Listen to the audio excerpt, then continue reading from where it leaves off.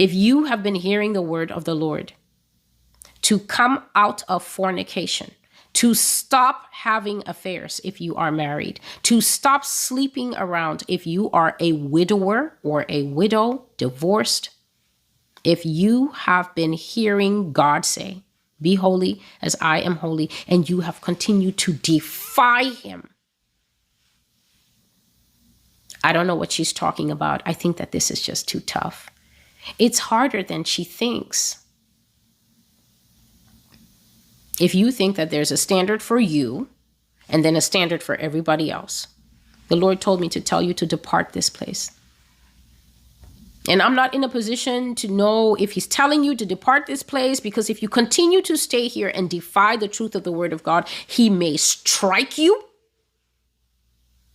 Or if he's simply saying, away from me, out of my presence, go to the life you are choosing, the father you are acknowledging, the father not of faith, but of flesh, Satan, Lucifer, the devil. I'm not one for conjecture. I'm one for raw truth as it is given to me. The Lord told me to tell you to get off this place because you are defiant in your sin. Go away. When you humble yourself, when you confess your sin, when you subject your flesh, when you crucify your lusts, when you sit in your house and fast those incubus and succubus off your back, when your skin isn't itching like a junkie for a late night hookup, and you actually want to hear what the word of the Lord is for people who want to know what is on God's mind, then come back. But as long as you are rolling around in those bed sheets, God told me to tell you. He said, tell them, I said, depart this place.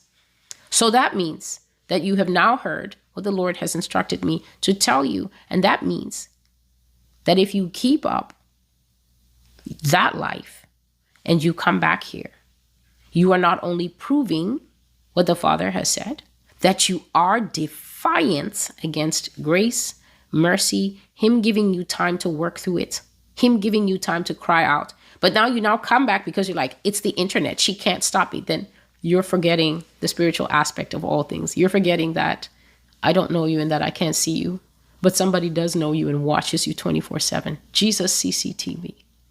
You're now stepping into that place where you want to be a Pharaoh.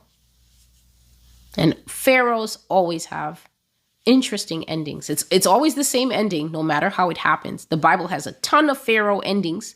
There were many, many defiant people, but they all ended one way. Because if there's one thing God will always offer all clients, it's justice, equality, and consistency. He is consistent. That is what gives us. That is what is supposed to give us room to trust him. He's always consistent. What he did for people in the Old Testament, he will, and what he did for people in the New Testament, he will do for you now. You can trust him. He always delivers. He's always the same. He doesn't change. He loved them. He loved us. He cared for them. He will care for us. He will care for us even into the camps and beyond whatever the camps contain. But should you defy the living God? Well, Pharaoh's story is there for reference. This prophecy, I will call this a part 1.